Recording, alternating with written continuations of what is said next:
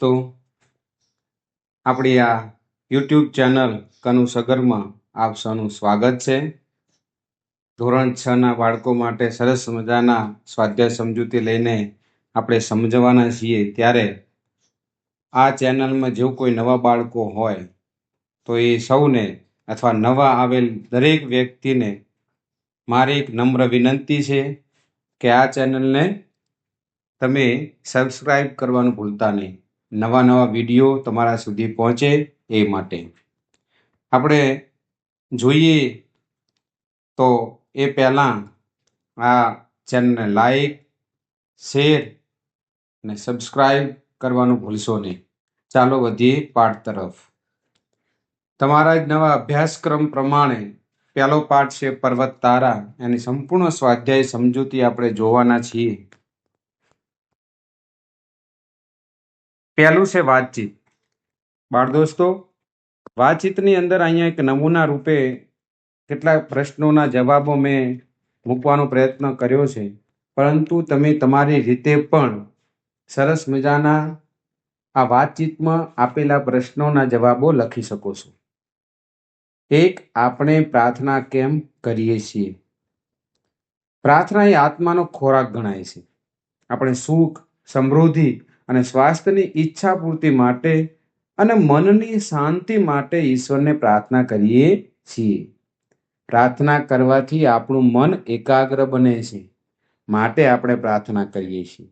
અને તમે મંદિરે જતા હશો કે આપણે શાળાએ જઈએ છીએ અથવા કોઈ પણ વસ્તુની શરૂઆત પહેલાં સરસ મજાની પ્રાર્થના કરવામાં આવે છે.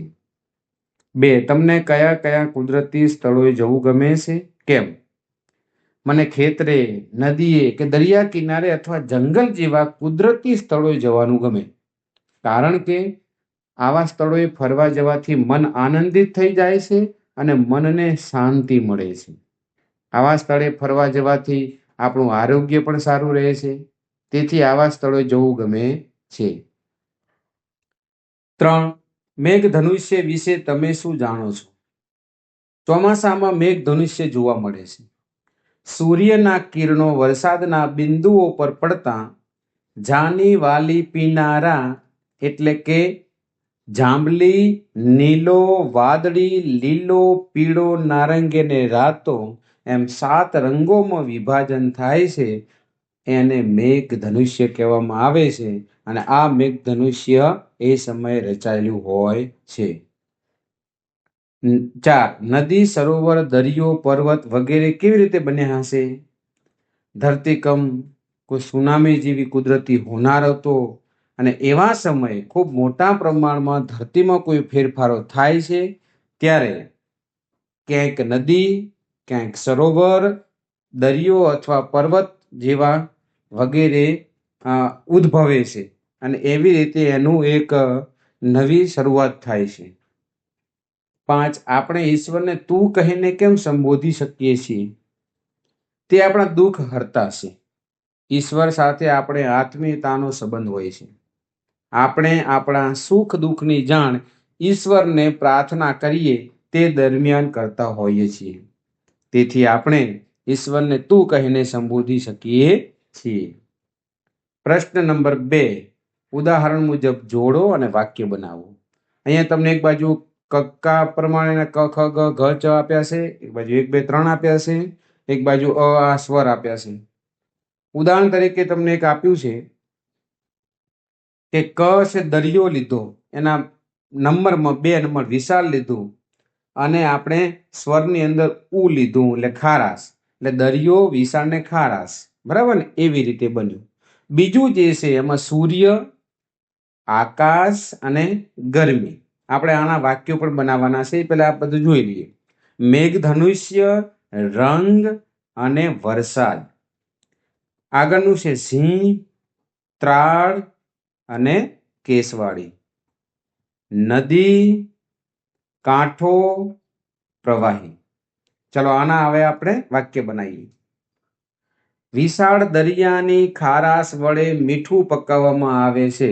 એટલે આપણે દરિયો શબ્દ લીધો, વિશાળ શબ્દ લીધો અને સાથે સાથે ખારા શબ્દ, એટલે ત્રણેય શબ્દોને એક જ વાક્યમાં આવે એવી રીતે બનાવો, બનાવ્યું છે. તો હવે આપણે એવી રીતે આગળના વાક્યો પણ બનાવીશું કે આકાશમાં રહેલો સૂર્ય ઉનાળામાં ગરમીનો અનુભવ કરાવે છે.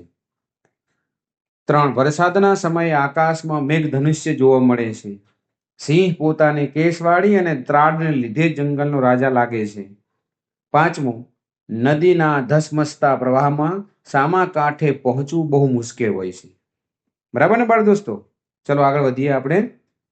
પ્રશ્ન નંબર 3 કે ઉદાહરણ મુજબ શબ્દ જોડી બનાવો. ચશ્મા તો આંખ, આ એને લાગતું જોડકું છે. એવી રીતે આપણે કાગળ તો કલમ અથવા પેન પણ કહી શકો. પતંગ તો દોર, હોડી, પાણી, કપડાં, શરીર. બરાબર? ચાલો. પ્રશ્ન નંબર 4, પ્રશ્નોના જવાબ લખો. 1, કવિ પ્રકૃતિમાં કોના દર્શન કરે છે? કવિ પ્રકૃતિમાં ભગવાનના દર્શન કરે છે. 2, કવિ કોને ભગવાનની આંખ ગણે છે? તો જવાબ છે કવિ સરોવરને ભગવાનની આંખ ગણે છે. 3, વિશાળ દિલ હોવું એટલે શું? વિશાળ દિલ હોવું એટલે ઉદાર અને મોટું મન હોવું. 4, મેઘધનુષ્ય અને મોરપીંછમાં શી સમાનતા હોય છે? મેઘધનુષ્ય અને મોરપીંછ બંનેમાં રંગોનું સુંદર સંયોજન જોવા મળે છે. 5, સૂર્ય અને ચંદ્ર એકબીજા સાથે સંતા કુકડી રમતા હોય એવું કેમ લાગે છે? કે પૃથ્વી સૂર્યની આસપાસ પરિભ્રમણ કરે છે અને ચંદ્ર પૃથ્વીની આસપાસ પરિભ્રમણ કરે છે. જ્યારે સૂર્ય ઉગે ત્યારે ચંદ્ર છુપાઈ જાય છે અને જ્યારે ચંદ્ર ઉગે ત્યારે સૂર્ય છુપાઈ જાય છે. તેથી સૂર્ય અને ચંદ્ર એકબીજા સાથે સંતા કુકડી રમતા હોય તેમ લાગે છે. ઓકે. પ્રશ્ન 5, અહીંયા જે પંક્તિ આપેલી છે એને આપણે સમજાવવાની છે, એટલે કે એનો ભાવાર્થ કરવાનો છે. તું તરણાનો તારણહારો, ઝરણાનો તું નાદ, ફૂલ ફૂલની રંગ સુગંધે તારી છે સોગાદ. આ પંક્તિઓમાં કવિ ઈશ્વરનો મહિમા ગાય છે. કવિ કહે છે કે હે ઈશ્વર, તું જ તરણાનો તારણહાર છો. અહીં કવિ નિર્બળ અને દીન લોકોને, ગરીબ લોકોને તરણા સાથે સરખાવીને કહે છે કે તું જ એ લોકોનો તારણહાર છો અને એ લોકોનો દુઃખોને દૂર કરનાર છો. આગળ કવિ કહે છે કે ખળખળ વહેતા ઝરણામાં પણ તારો જ નાદ છે, એટલે કે તારો જ અવાજ છે, અને પ્રકૃતિમાં રહેલા ફૂલોના રંગ અને સુગંધ એ તો તારી અમને ભેટ છે. પ્રશ્ન નંબર 6, આપેલા શબ્દોને લાગુ પડતા શબ્દો ઉદાહરણ મુજબ લખો. અહીંયા ઉદાહરણ આપ્યું છે કે દરિયો, તો દરિયાને લાગુ પડતા શબ્દો કયા કયા છે? કે પાણી, હોળી, મોજા, મીઠું, માછલી, દીવાદાંડી, શંખ. હવે આપણે નીચેના જે શબ્દો છે એને લાગુ પડતા જોઈશું. એમાં સૌ પ્રથમ છે વૃક્ષ, તો લાકડું, ફળ, ફૂલ, મૂળ, પાન, પુષ્પ, છાંયડો. આ સિવાય તમને યાદ આવે તો પણ લખી શકો છો. પર્વત, ઊંચાઈ, પથ્થર, વનસ્પતિ, ઝરણા, આકાશ, વાદળ, તારા, સૂર્ય, ચંદ્ર, ઉપગ્રહ, વરસાદ, નદી, પાણી, કિનારો, હોડી, મગર, માછલી, પૂર. આ સિવાયના પણ બીજા શબ્દો છે તમને યાદ આવતા હોય તો તમે એનો ઉમેરી શકો છો. પ્રશ્ન નંબર 7, તો શું થાય? વિચારવાનું છે ને લખવાનું છે. જો નદી આપણને પાણી આપવાની ના કહી દે તો? જો નદી એ પાણી આપવાની ના કહી દે તો એ નદીના પાણી પર નભતા લોકો, નભતા એટલે જીવતા, એની જરૂરિયાત પૂરી થતી હોય એવા લોકો, પશુ પક્ષીઓ અને અન્ય જીવો નાશ પામે. આ શક્ય છે, આ નક્કી છે. બરાબર ને? એટલે નદી પાણી ના આપે તો આવી ભયંકર પરિસ્થિતિ ઊભી થઈ જાય. જો વૃક્ષો જ ના હોય તો? વૃક્ષો જ ના હોય તો તમે જોઈ શકો છો કે વૃક્ષો વાતાવરણના કાર્બન ડાયોક્સાઇડનું શોષણ કરે છે અને ઓક્સિજન છોડે છે, તે અટકી જાય. આપણે બધાને શેની જરૂર હોય છે? આપણે બધા ઓક્સિજન લઈએ છીએ અને કાર્બન ડાયોક્સાઇડ કાઢીએ છીએ, હે ને? અને વરસાદ પણ ન આવે, સમગ્ર જીવ સૃષ્ટિનો નાશ થઈ જાય, પૃથ્વી ઉજ્જડ બની જાય. એટલે વૃક્ષો ના હોય ને તો ઉનાળામાં આપણાને જેવો આજે ગરમીનો અહેસાસ થાય છે, દર વર્ષે વધતી જાય છે, અને એક સમય વૃક્ષો જ ના આવે, વિચાર કરો કેટલી ગરમી આવે. પ્રશ્ન 3, જો સૂર્ય સાવ ઠંડો થઈ જાય તો?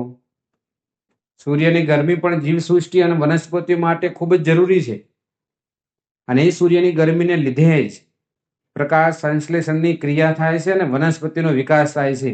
તમે બધા વિજ્ઞાનમાં ભણ્યા હશો કે વૃક્ષોને પોતાનો ખોરાક પોતે બનાવે છે, એ સૂર્યપ્રકાશની હાજરીમાં જ.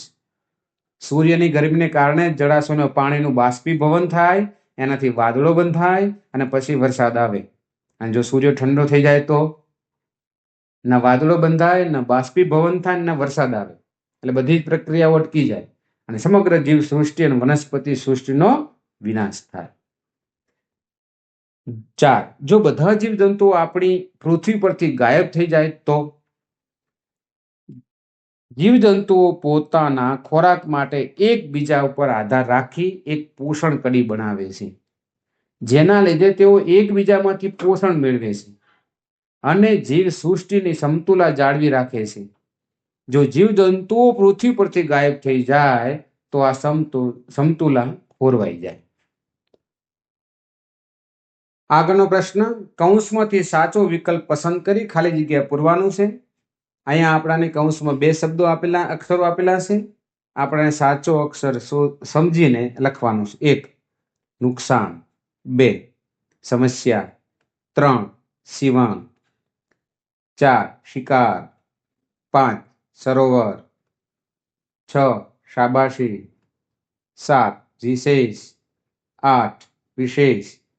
બરાબર ને બાળ દોસ્તો? તો આવી રીતે તમે એમાં લખી શકો. પ્રશ્ન નંબર 9, ઉદાહરણ મુજબ શબ્દ રચના બનાવો. તારે તે તો કે તારણહાર, સર્જન કરે તે સર્જનહાર, પાળે તે પાલનહાર, રક્ષણ કરે તે રક્ષણહાર, દેખણહાર તો દેખે તે, ખેડણહાર તો ખેડે તે. પ્રશ્ન નંબર 10, નજીકનો અર્થ શોધીને સાચી નિશાની કરવાની છે ખરાની. 1, ફૂલ ફૂલની રંગ સુગંધે તારી છે સોગાદ. નીચે આપણને આપેલા છે, એને નજીકનો લાગતો હોય અર્થમાં વાક્યમાં જ્યાં લાગતું હોય તે વાક્યને આપણે શોધવાનું છે. ચલો, તો આવશે બ, ફૂલોની સુવાસ અને રંગ એ કુદરતી ભેટ છે. 2, તું તરણાનો તારણહારો, ઝરણાનો તું નાદ. અબકમાં આપણે જોઈએ શું આવશે? તો તણખલાને તારનાર અને ઝરણાના અવાજમાં ઈશ્વર તું જ છે. 3, એમાં મારી હોળીને આ કોણ હંકારે? એટલે એનો જવાબ છે મારી જીવન નૈયાને કોણ ચલાવતું હશે. પ્રશ્ન નંબર 11, ખોટા વિકલ્પો છે કે નહીં? સાચું વાક્ય આપણે લખવાનું છે. 1, લોકો જુદા જુદા કામ કરીને આજીવિકા મેળવે, આજીવિકા વસાવે, આજીવિકા કરે. આમ આપણે વાંચીને તોય ખ્યાલ આવી જાય. બરાબર? એટલે કે વસાવે નહીં આવે, કરે નહીં આવે, ને આપણું વાક્ય બનશે કે લોકો જુદા જુદા કામ કરીને આજીવિકા મેળવે. 2, ગુજરાતમાં દિવસે દિવસે ઉદ્યોગોનો વિકાસ પામ્યો, ઉદ્યોગોનો વિકાસ થયો, ઉદ્યોગોનો વિકાસ ફેલાયો. તમે જોઈ શકો છો, પામ્યો નહીં આવે, ફેલાયો નહીં આવે. એટલે આપણું વાક્ય બનશે કે ગુજરાતમાં દિવસે દિવસે ઉદ્યોગોનો વિકાસ થયો. 3, ભગવાને સૃષ્ટિનું સર્જન કર્યું, સૃષ્ટિનું સર્જન થયું, સૃષ્ટિનું સર્જન પામ્યું. તો જોઈએ છે થયું નહીં, પામ્યું નહીં, એટલે આપણું વાક્ય સીધું બની ગયું, ભગવાને સૃષ્ટિનું સર્જન કર્યું.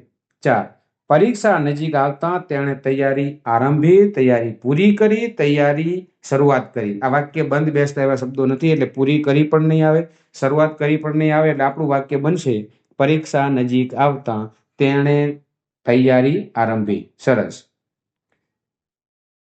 બાળ દોસ્તો, આપણી પ્રશ્ન સમજૂતી તમને ગમી હોય તો વિડીયોને લાઈક, શેર અને સબસ્ક્રાઇબ કરવાનું ભૂલતા નહીં. Thank you.